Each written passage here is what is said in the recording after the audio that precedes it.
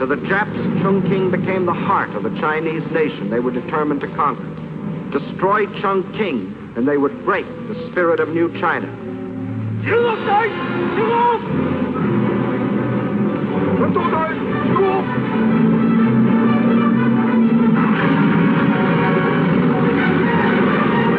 As they couldn't reach the city by land, they would send their bombers to blast it from the face of the earth.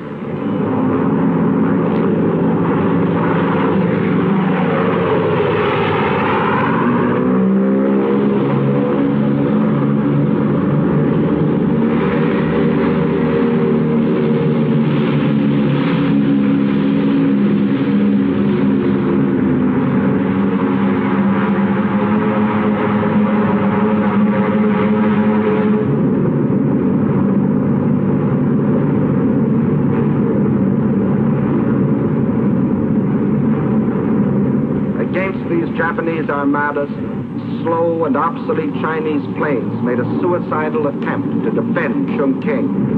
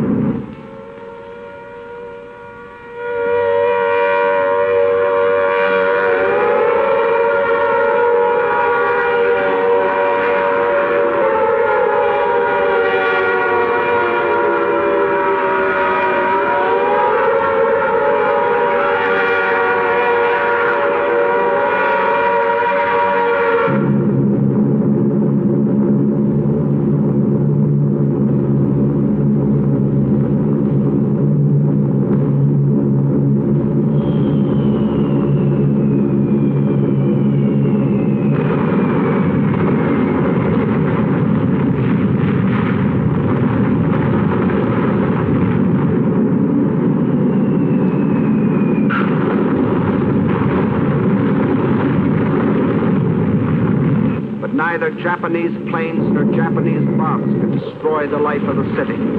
For not only the people, but the factories had gone underground, where the vital machines could operate by day and by night, safe from bombs and shrapnel.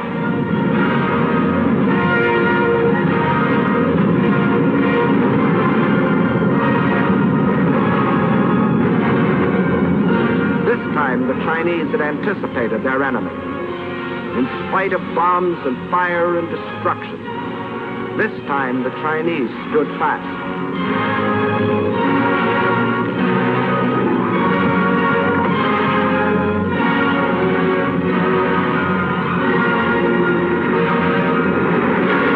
Flaming Chongqing became the symbol of their indestructible spirit.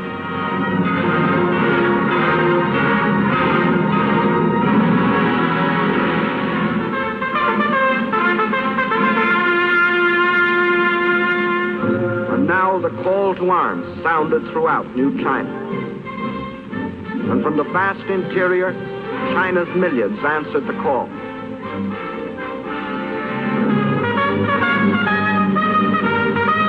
They came from the south and from the north, from the east and from the west, to form a people's army. With a new faith in their hearts, men and women left their homes and farms to fight for something bigger now than each man's home, and each man's farm, and each man's life. They were fighting for New China.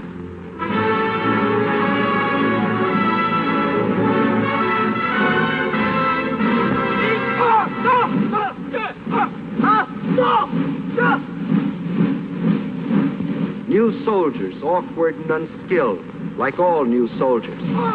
But they toughened and trained.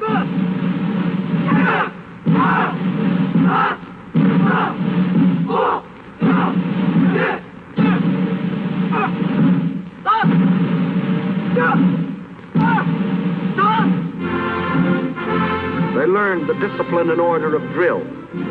They knew they must strike and strike hard. They learned to kill. The youth of China also came forward, training to care for the sick and the wounded. Girls joined their husbands, brothers, and sweethearts in uniform.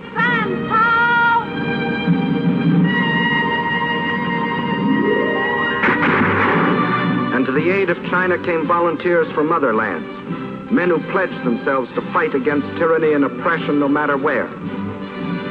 Americans like the legendary Colonel Chenault and his Flying Tigers, who, with their few American planes, were knocking down enemy planes at the fantastic ratio of 20 nips to one of their own. The Japs had hoped to ride to world conquest on the back of the giant Chinese workhorse.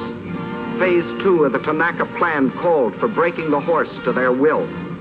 But the great patient horse refused to be broken. The enraged Japs saw their whole plan of conquest bogging down. So they set out to drain the giant's strength by cutting the arteries through which flowed China's lifeblood of supplies. They penetrated along the rivers. Railroads destroyed by the Chinese were rebuilt with slave labor as the Japanese moved inland to secure control of key rail lines and important communications. And China's supply lines from the outside world were cut off by Jap warships blockading the coast. The Japanese strategy was the isolation of China. Port after port was occupied. This meant China was being cut off from supplies she couldn't manufacture for herself. Supplies she was getting from her Western friends. Without oil, gas, guns, and planes, China was doomed. With the whole of the Chinese coast in the hands of the Japs, there would only be two routes over which to bring the vitally necessary materials. From Indochina, a narrow-gauge railway ran inland from the sea to Kunming, connecting with a truck road that went to Chongqing. But its capacity was limited. And then there was the old trail of the camel caravans from Russia across the Gobi Desert, which could bring in even less. Not only did these routes provide too little for China's needs, but they were too near Jap territory to be safe. There was only one other possibility. In Burma was a railroad that ran from the port of Rangoon to Lashio. Separating it from the truck road at Kunming were hundreds of miles of high mountains and deep river gorges. If this stretch of tortuous mountain trails could be replaced by a modern highway, where now only pack trains could pick their plodding way, China would have a practical supply route to Burma from the sea. Several internationally known firms of engineers were called in to do the job. They said the work might be completed in 6 or 7 years, if China could supply them with the most modern machinery. But China didn't have the modern machinery, nor did she have the 6 or 7 years. So she began building the road with her bare hands.